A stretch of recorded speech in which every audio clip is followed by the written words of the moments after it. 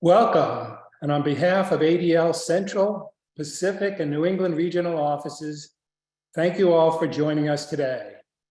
I am Michael Weilheimer, a member of the board of ADL New England and a second-generation Holocaust survivor. We are grateful for the support of Arnold and Porter in sponsoring this program today. Today, December 9th, is the International Day of Commemoration and Dignity of the victims of the crime of genocide. We are thankful you can join us on this webinar to remember those we have lost and those who have suffered through the many genocides of modern times. Elie Wiesel has often noted the obligation of survivors of genocide to bear witness, and we are honored to be a part of that sacred work today.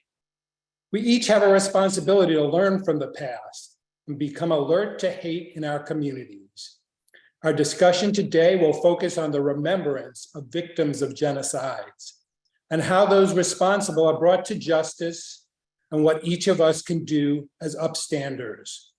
We are honored today to have Vestine Nkungu, a survivor of Rwandan genocide and the founder of Survivors Healing Tree, as well as Michael Hartman, the first UN-appointed international prosecutor for Kosovo and a distinguished attorney who has prosecuted a range of war and ethnic hate crimes.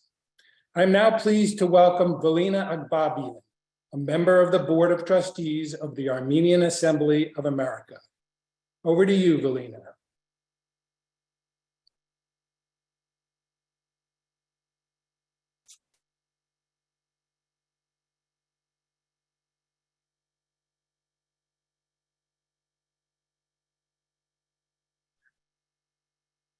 Thank you, Michael, and thank you to all of your colleagues for organizing this webinar and bringing us all together today. The Armenian Assembly of America strongly condemns anti-Semitism and all forms of prejudice and racism and dehumanization of Jews, Armenians, and humankind the world over. There's no place for hate in our national discourse, and we particularly condemn inflammatory and bigoted rhetoric emanating from elected or appointed public servants.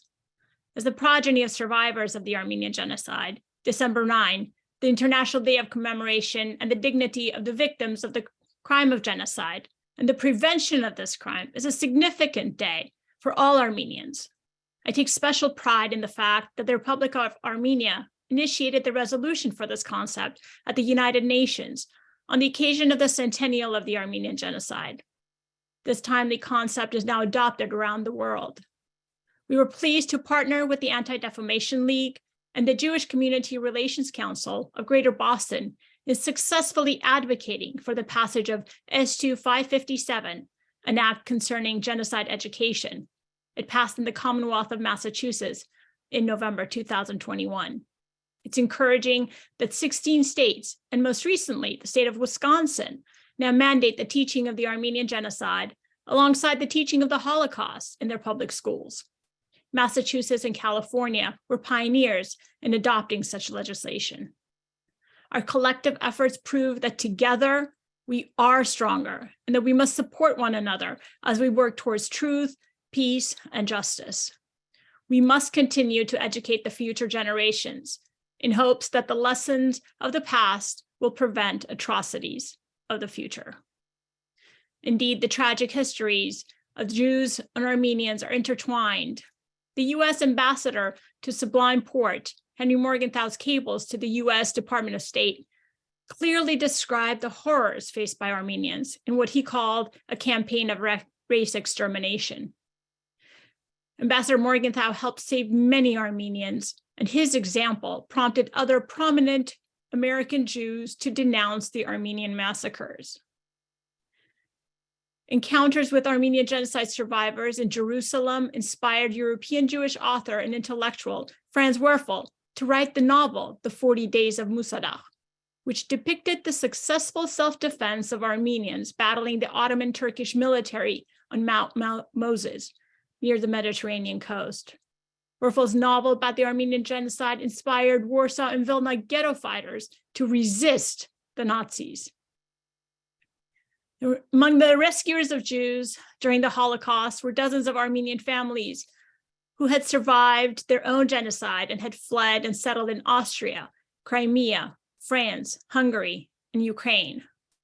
Their heroism is duly recognized at the Yad Vashem Memorial and World Holocaust Remembrance Center in Jerusalem. December 9th also marks the 74th anniversary of the 1948 Convention on the Prevention and Punishment of the Crime of Genocide, the first human rights treaty adopted by the United Nations General Assembly. The 1948 Genocide Convention was accepted at the United Nations because Polish Jewish jurist Raphael Lemkin tirelessly advocated for its adoption, citing the Ottoman Turkish mass atrocities against the Armenians, the Holocaust, and the anti-Semitic pogroms as clear cases of genocide, a word he painstakingly coined. How utterly sad that there should be a need for such a word in any language. This year, on December 9th, Armenians in the republics of Armenia and Artsakh face ongoing attacks, including beheadings and bodily mutilations, underpinned by a policy of intolerance and dehumanization by the government and armed forces of neighboring Azerbaijan. Armenian Assembly of America calls upon fellow nonprofit advocacy groups to redouble efforts to shine a bright light onto atrocities that are happening right now, and to pressure the United Nations and the United States government to exact punishment on the perpetrators. Hatred and racism must never go unanswered. When attempting to argue about the need for creating Lebensraum, living space, in Eastern European territories by mercilessly killing men, women, and children of Polish descent, Hitler rhetorically asked, who, after all, speaks today of the annihilation of the Armenians? So let this serve as a reminder for all of us to ceaselessly root out hatred wherever it appears. Thank you.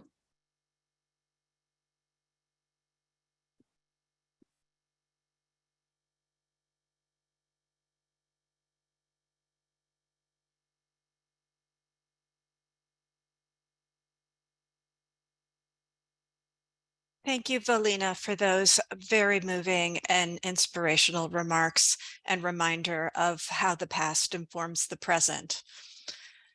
Beginning in 1994 and lasting only 100 days, the Rwandan genocide is one of the most notorious modern genocides. During this 100-day period between April and July 1994, nearly 1 million ethnic Tutsi and moderate Hutu were killed as the international community and UN peacekeepers stood by, and 2 million became refugees. Among them, Vestine, who at age 11 was the sole survivor of her family. Vestine is the mother of 3 living in New Hampshire, where she has rebuilt her life. She is an accountant and recently founded the Survivors Healing Tree, where she supports other survivors and educates communities about genocide. We are honored to have her with us today. Vestine, we so often start these conversations with bearing witness to a survivor's story. Before we turn to your particular story and experience, can you share with us your thoughts on how communities can support survivors as they heal? Thank you, Peggy, for your good question. First, listening to survivors' stories. Survivors like me who have the courage to speak out about their experiences is because they want people to hear them, to know, and to understand what they went through. Speaking out the tragedies we faced, the anxiety inside us, helps us to heal. Recently, my family hosted a Rwandan family of 5, husband, wife, and 3 children who came as permanent residents. The wife thought she and her family were being a burden to us. She was open to saying, and I could see that in some ways. I tried to explain to her that we need to help and support each other in time of need, and told her that she should feel comfortable. One day, we were in the kitchen working on some chores. I asked her to share with me how she survived. She told me how she lost her entire family. She was born into a family of 11 people: dad, mom, and 9 children. She is the only one alive to represent her family. I said, "You are like me then. I lost my family, not 10 people, but 8. After this conversation, that is how I realized why she thought they became a burden to us. Because I, too, enjoy helping others, but rarely being free asking for help or being comfortable when someone is helping me. If you carefully listen to a survivor, it increases your knowledge of why this person does or does not do things, understand things, reacts to things. In general, you get the big picture of this person's understanding and acting. I want to let a survivor of any crimes, including Holocaust and genocide, to know that even if you went through an unimaginable situation, however, if you listen to other survivors' stories, you may find many blessings that you have and didn't think about. Second, you can help by sharing survivors' stories. By sharing survivors' stories, you will stop, limit, or reduce the chance of what they went through to happen again to others. In other words, survivors' stories are there to warn the communities. Do you think survivors like me are proud to share their stories? Of course not.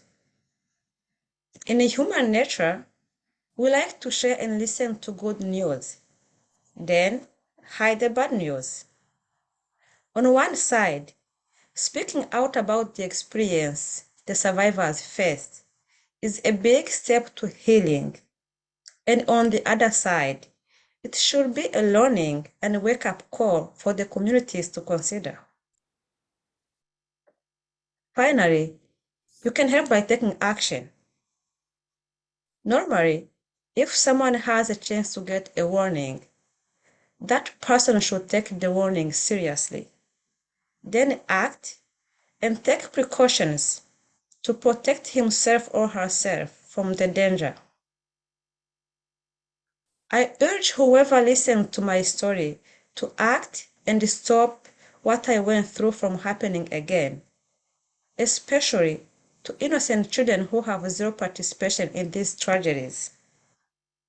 My first child is 11 years old, the same age I was when I lost my entire family. I have double emotions when I speak about it. The first one is, how did I survive at this age? Right?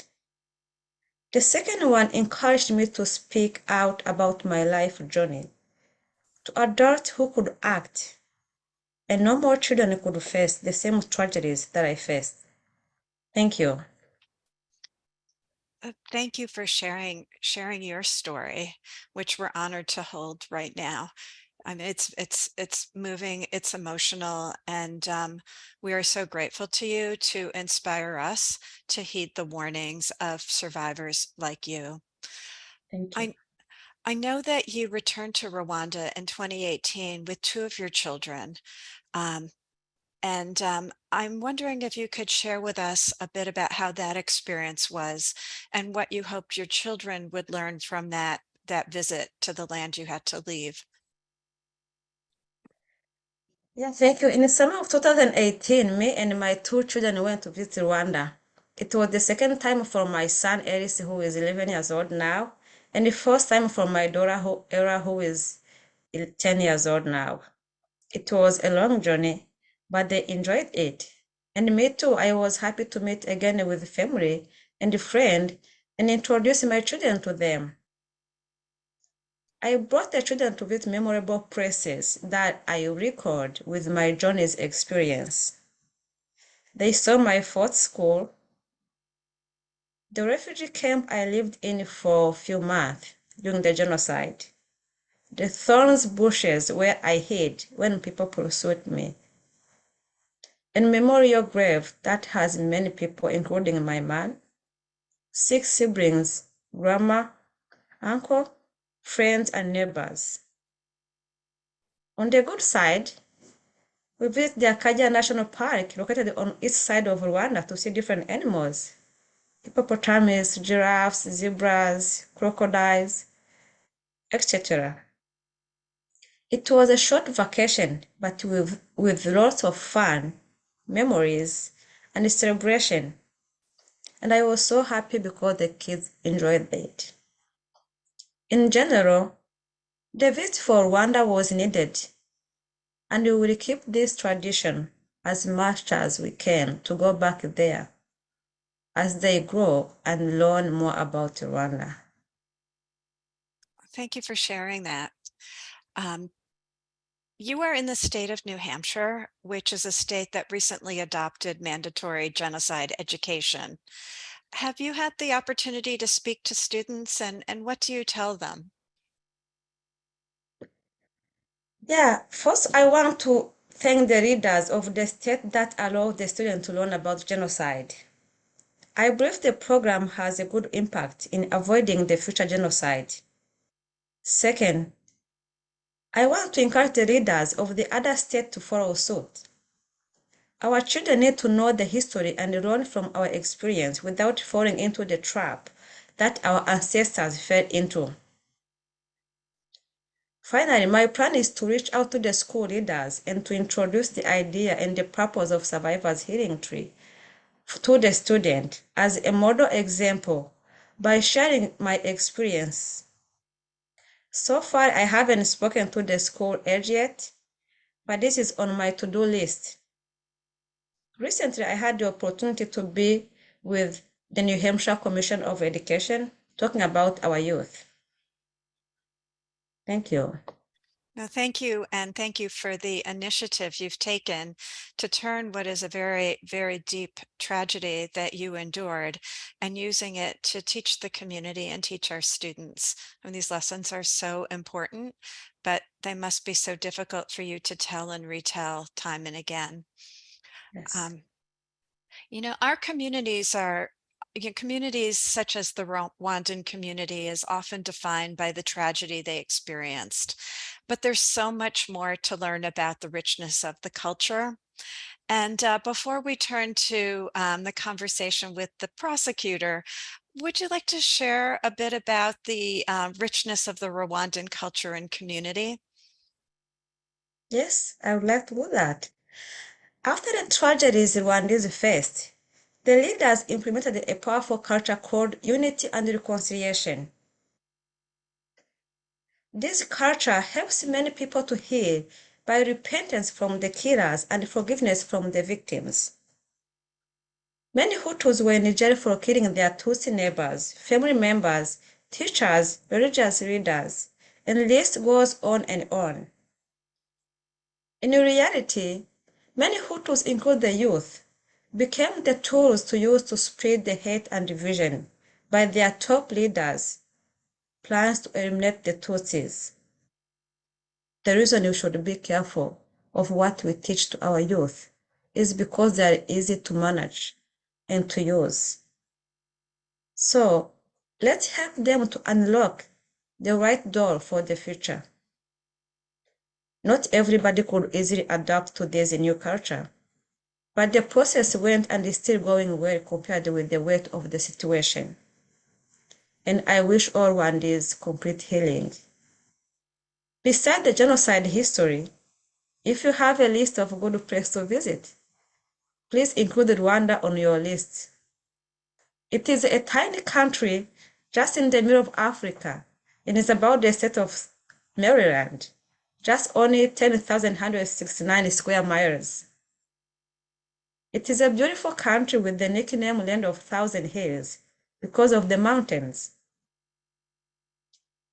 2018 statistics showed that it was one of the only 3 countries in the world with a female majority in the national parliament.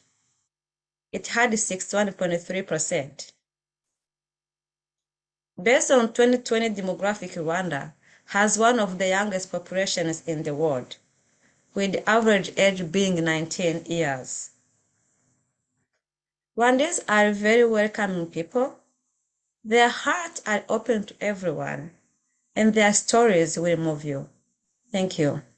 Oh, thank you. I can see now that you've described to us the importance of stories and the warmth of the Rwandans, why you are doing the work you're doing in the community to help others heal by telling your story. So we're honored to hear it today. It's been a true privilege. And at this point, we thank you, and we will move on to Teresa and Michael Hartman. Thank you. Hi, thank you so much, Vestine and Peggy. And I now have the honor of asking some questions and having a dialogue with Michael Hartman. Hi, Michael. Thank you so much for joining us today to lend your insights and your expertise to this important conversation. I know that you were briefly introduced at the beginning of the webinar, but I would like now if you could take a moment and tell our listeners a bit more about who you are, both professionally and your family background. Thank you, Teresa. Good morning, everyone, or good afternoon, depending on which side of the coast you're on. I joined the San Francisco District Attorney's Office after graduating from UC Berkeley Law. And after 15 years there, I decided to join the UN mission in Bosnia, where I'd done some volunteer work.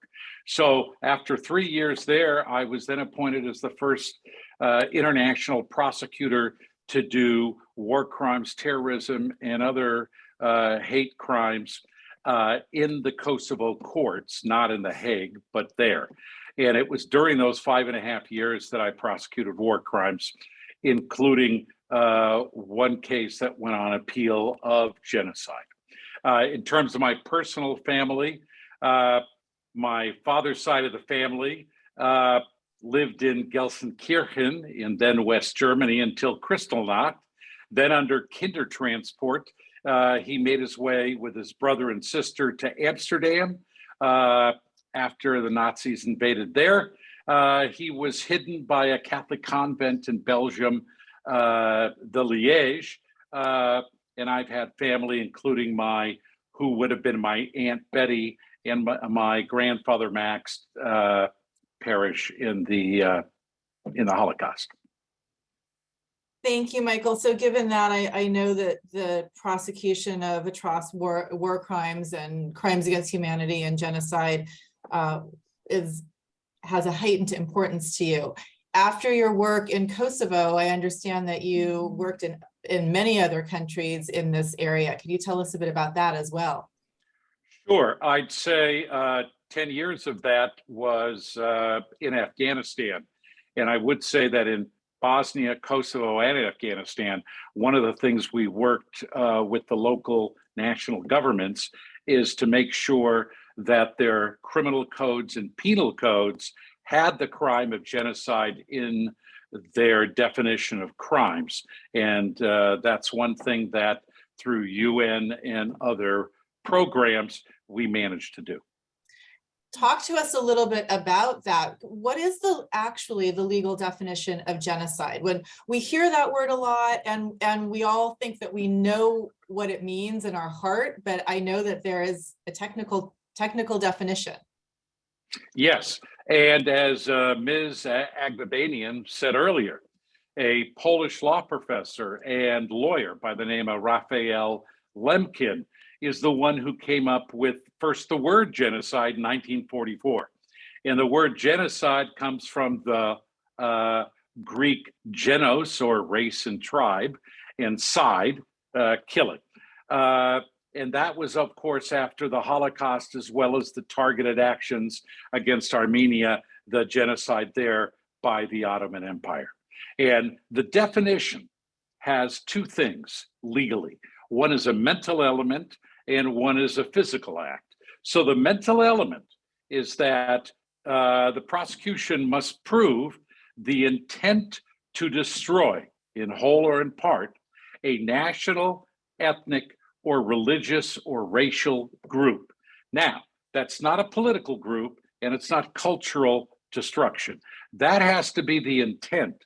Once you have the intent, the physical act involves either killing members of the group, causing serious bodily or mental harm to members of the group, to inflict on that group conditions of life calculated to bring about physical destruction in whole or part, or imposing measures intended to prevent births within the group. So the mental element of intent to destroy in whole or in part national, ethnic, racial, or religious groups, along with a physical act, is what must be proven. And it's the most difficult crime to prove. Talk to us, please, a little bit about the history of prosecuting genocide as well as war crimes and crimes against humanity, because I know that all of these criminal acts are often interwoven in certain courts or certain legal proceedings and date back as you know into the 40s with the Nuremberg trials. And you're a great knowledge of this history and historian, so share with us. Well, okay, it started with what you've already heard from Ms. Agvabanian, that in 1946, the UN General Assembly defined genocide. So that was historical. But in 1948, the convention, which is a treaty among many, many nations on prevention and punishment of the crime of genocide, was put into effect. That meant that it then became international law. In 1945, in October, most people know that the Nuremberg trials, which included Hermann Goering and others, the highest remaining Nazi leadership, occurred. There were other tribunals in Nuremberg as well, including ones against judges and doctors, and I recommend everyone should have watched. It's a great movie, Judgment at Nuremberg, Spencer Tracy, a lot of other great cast, and the young William Shatner is one of the prosecutors, my favorite. And what happened in those trials is that the Allies wanted to put on trial the Germans, but they did not have any actual tools to do so other than international customary law. So they did so. In 1961, a lot of folks here will know about what happened in Israel when captured in Argentina was Adolf Eichmann, and he was put on trial. That made a lot of people aware of what a trial could do in a newer generation.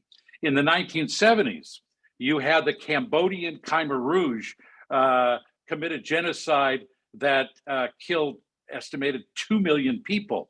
That was not addressed until 2003. In the meantime, in Yugoslavia and Rwanda, we had the genocides of which you folks are aware.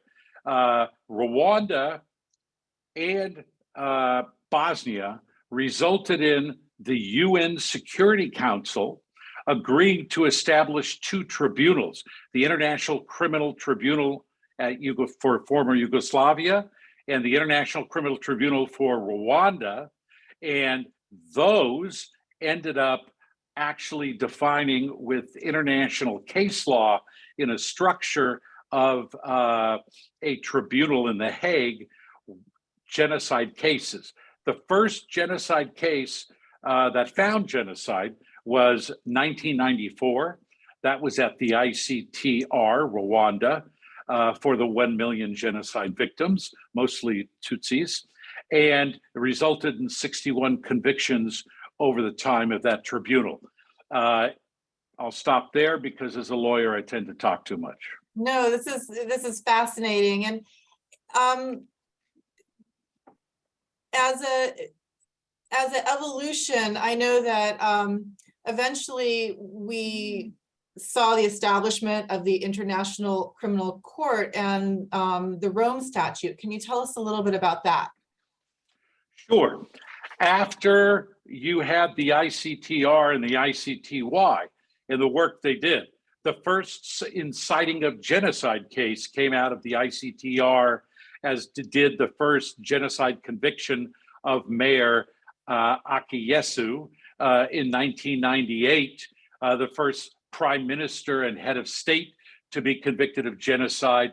That occurred as well with the ICTR, Jean Kambadu, and as well the first woman convicted who was a minister there of genocide.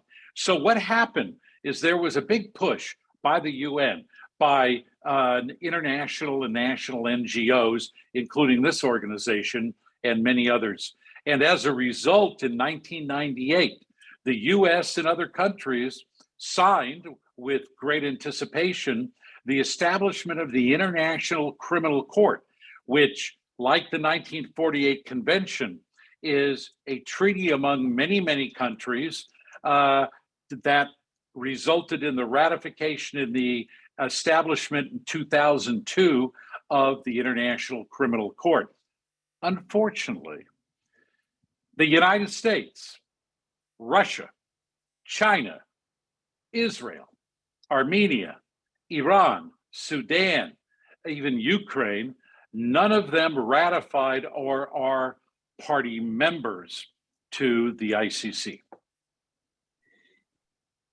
The ICC now, when it does hold court and hold prosecutions, that takes place, am I correct, in The Hague? Yes, it does. And in addition, people should know, for example, the penalty for genocide is generally 30 years under the ICC statute, although a few extreme cases do justify life under the statute. But yes, it happens in The Hague. There is a budget, and it has to consider all possible genocide, war crimes, and crimes against humanity cases at the highest level, meaning you only go after the very top, most responsible folks who are leading those genocides all over the world.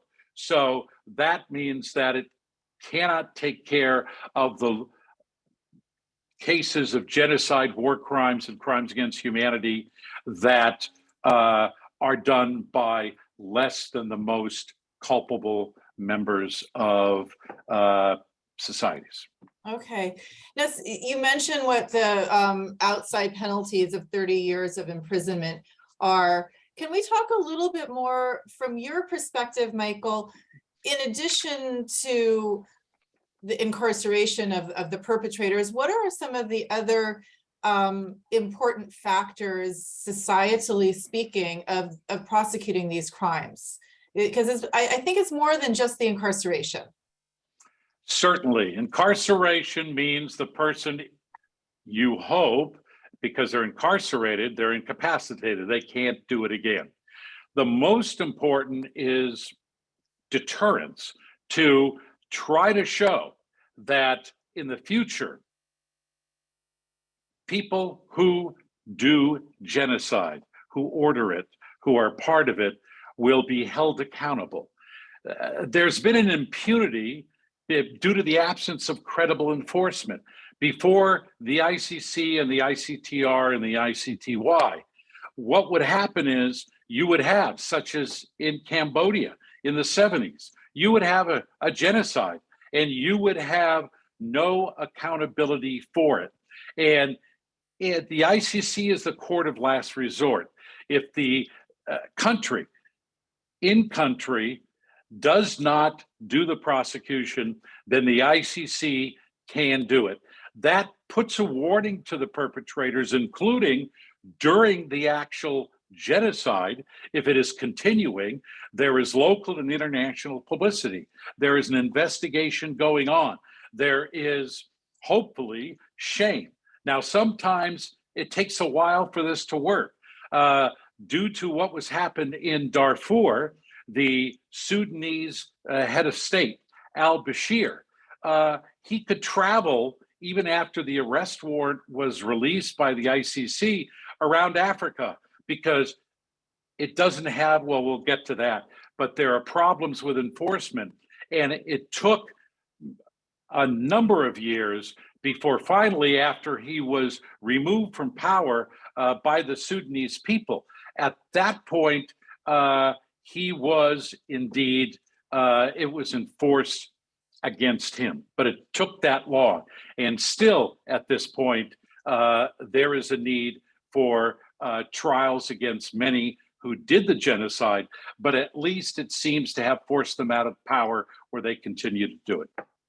Do you think that media attention is sufficient? Do you think that the the international press corps should be spending more time reporting on either the investigations of or the prosecutions of genocide and crimes against humanity? Do you think that would be another tool in deterrence or accountability? Yes, and indeed, it's not just the media. There are a lot of organizations, international organizations, as well as national within countries, who are doing their very best to publicize and to work with the media. Obviously, social media, as it is now, helps spread that. More importantly, there needs to be, I suggest, more concerted efforts to get the 3 big veto holders of the United Nations to join on and to say it applies, because the US during Iraq and Afghanistan argued that doesn't apply to us. And indeed, the same with what is going on now in the Ukraine. Right, and it seems like there's some, huge issues of equity, global equity going on there, which leads me to another question I have for you that has to do with the difficulty in prosecuting these cases. Everything from bringing witnesses who are terrified, clearly, to come in and proffer their testimony, to finding evidence after countries have gone through war and strife. You have a lot of background. I know that you know many of your colleagues who have worked for years in this field.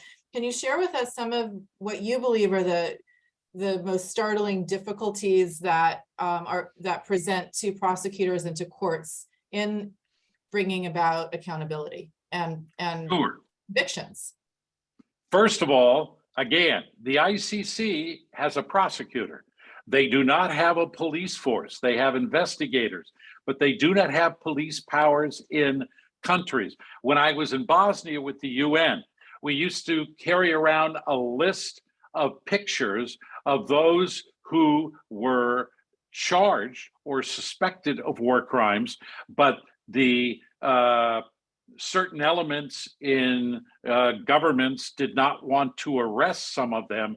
It took decade plus before the ICTY, those former Yugoslavians actually being arrested up to this last decade. In the same way, in other places, as I said, in Sudan, you did not have the ability to arrest.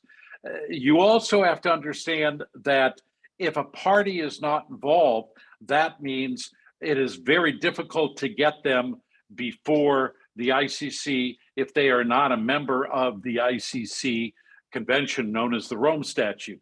For example, the US, Russia. What you need to have is, and I don't mean to phrase it in this way, but in order to get the case before the ICC, you have to have jurisdiction. To have jurisdiction, it means the territory that the war crime against humanity, or genocide occurred had to be on the territory of a member country to the ICC. And for example, in Afghanistan, the ICC started investigating not only the Taliban, but also the Afghan government and the US before that investigation was ended. Second of all, you need to have possible consent by a country to go before it, or a referral by the UN Security Council. And of course, if you have veto power, you can't have a UN Security Council referral. And that is one of the things that's being talked about today with what's going on in Ukraine and the Russian aggression and war crimes and other crimes against humanity there. In addition to the political issues that you've just discussed, from a practical prosecutorial standpoint, what are the challenges of bringing witnesses and victims and survivors to The Hague, in cases where in fact there is jurisdiction and the case can go forward before the International Criminal Court? You and I have talked in the past when we were preparing for this webinar about challenges with the location of the court as opposed to the ability perhaps to prosecute these crimes actually in the country that they occurred.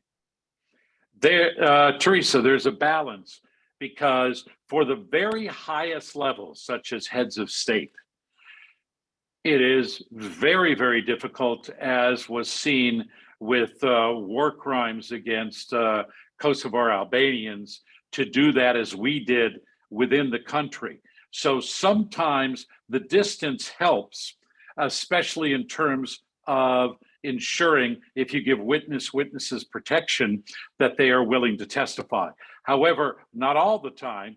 In the case of, for example, Mr. Haradinaj, who was the former prime minister of Kosovo, you actually had many, many witnesses in the Hague trial recanting their testimony, and some argued that was because of being threatened or otherwise pressured. On the other hand, we need to look at how the victims and survivors in these cases need to have closure and need to understand what is being done in their names for justice.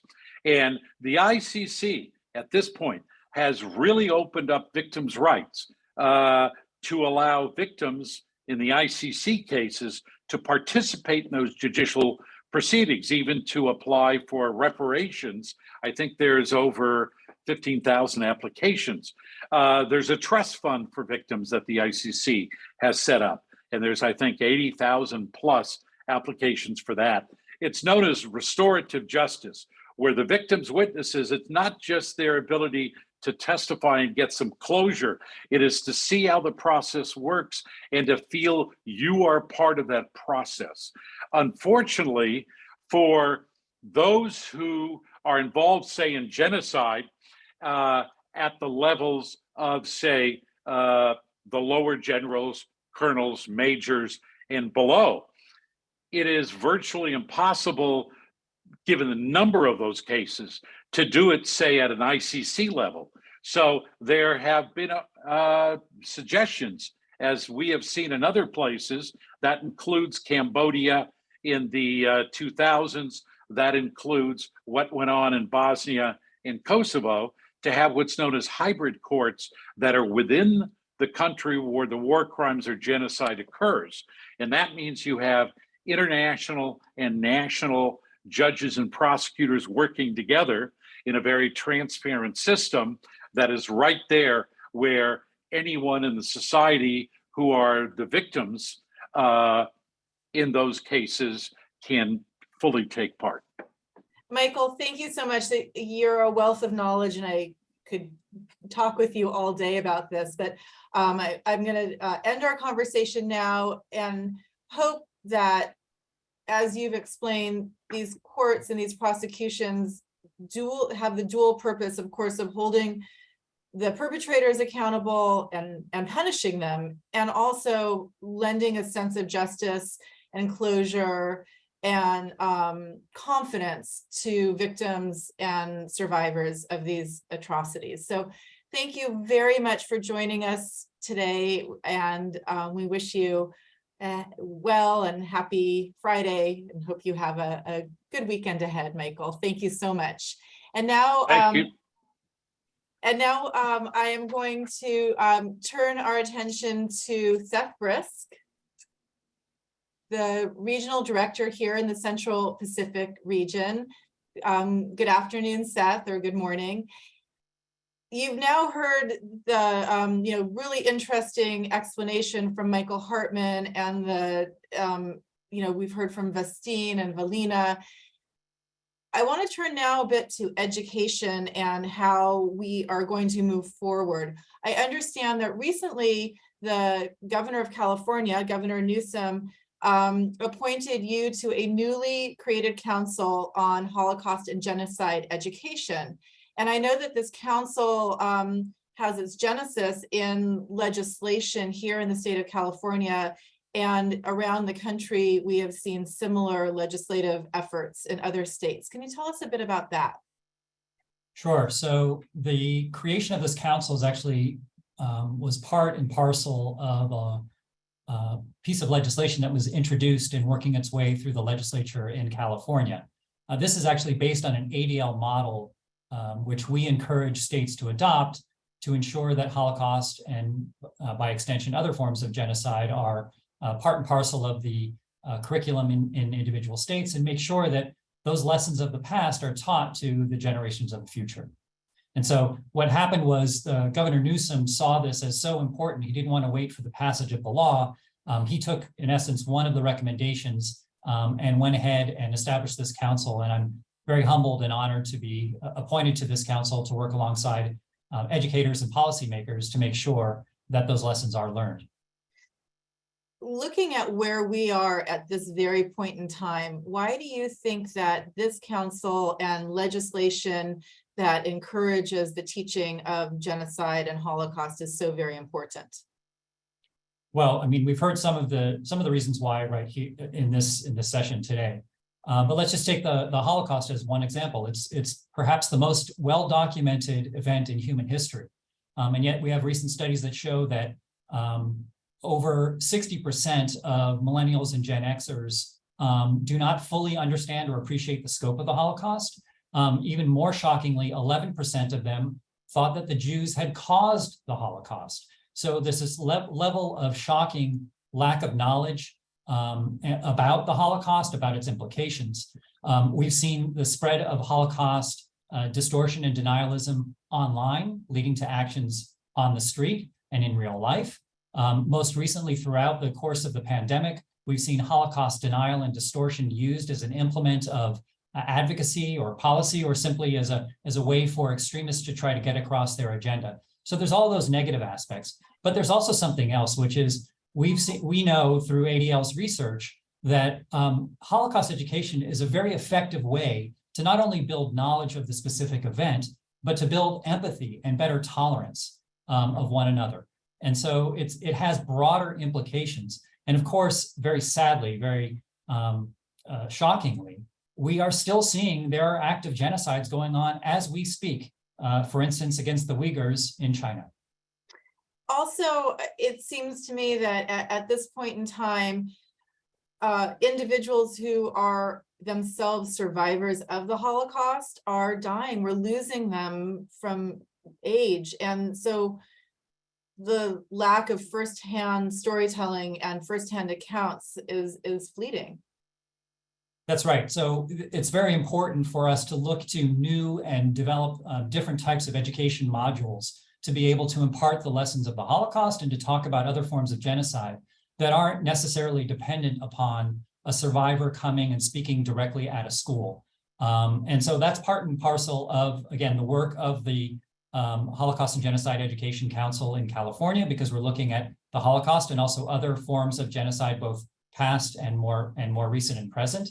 And that's why ADL is very proud to be working with our partners at Echoes and Reflections in the development of new curriculum that will be issued next year, and I understand will be distributed to participants of today's webinar so that they can understand a little better. Educators have access to curriculum and guides, information that will help them to impart these lessons to students. And then again, ADL is working on with a collaborative in California as well to innovate other forms of educational modules and curriculum that will ensure that the next generation learns these lessons so that hopefully they will never happen again. One of the resources that ADL often uses is what we call our pyramid of hate. If we could show that on the screen for our viewers.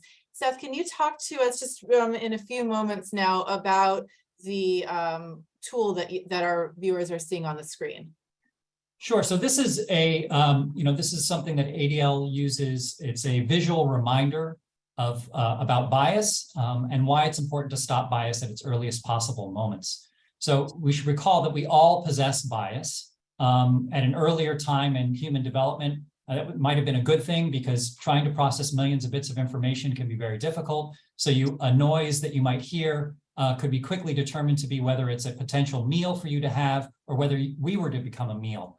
But today, in a more socially interconnected environment, bias can have very harmful effects. And so you see them right here in front of you. The biased attitudes, the largest section of the pyramid, is meant to be a visual reminder that, again, all of us have bias. We all engage in various ways in stereotyping and understanding and trying to justify these biases in different ways, some of them implicit, some of them explicit. The levels get smaller and smaller as you go up because fewer and fewer people will engage in this type of behavior, whether it's acts of bias or systemic discrimination, also including, of course, bias motivated by violence. And at the very top of the pyramid, you see genocide, apropos of our discussion today. So the notion is not that everybody who has a biased attitude will go on to commit genocide, but certainly those who do pass through these other levels and will engage in bias in these ways. And so again, it's just a visual reminder. It's an educational sort of principle to note that it's very important to stop bias and prevent it at its earliest possible moments before it moves into these very harmful, violent, and even deadly actions.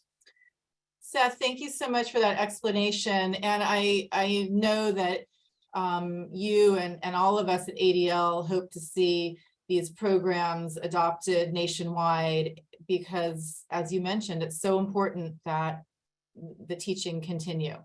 Thank you so much, Seth, for joining us today. And before we close out our webinar, I would just like to go into some thank yous and a little bit more programming. First of all, I'd like to thank all of you who are here today for joining us. And a special thanks to our incredibly impressive speakers, as well as the law firm of Arnold & Porter and Gil Sirota, a partner at that firm, and a longtime ADL Central Pacific board member. As I hope we made clear today, the past atrocities of genocide and crimes against humanity must not be forgotten. Each new generation of students and teachers have an obligation to study, teach, and learn about the history. If we, as a global community, are going to address it, and I and all of us hope, move closer to the prevention of these crimes. The rule of law is vital to hold perpetrators accountable and to bring a sense of justice to victims, survivors, and to our society. I also want to express my gratitude to all my ADL colleagues who really worked hard to make this webinar possible. We are going to leave you today with a Yiddish lullaby entitled Stiller Stiller, written by two Holocaust survivors in 1943 and played today on the violin by our own ADL New England's Darren Pressman-Maschen. The song's lyrics were written in the Vilna ghetto by Shmerke Kazerjinsky, who was an educator, author, poet, and partisan. And even more remarkable, the accompanying music was written by Alec Wachowski when he was 11 years old. And he actually won a Judenrat competition in April of 1943 that encouraged cultural endeavors in the ghetto. Alec survived the Holocaust and made his way to Israel in 1945, where he changed his name to Alex Tamir. His change of identity included the deliberate erasing of memories of the atrocities he endured during the Holocaust. Tamir, who died only a few years ago in 2019, did not want to remember the horrific days in the Vilna ghetto, What he wanted to do was play classical compositions on the piano and teach young people how to appreciate music. And now Stieler, Stieler.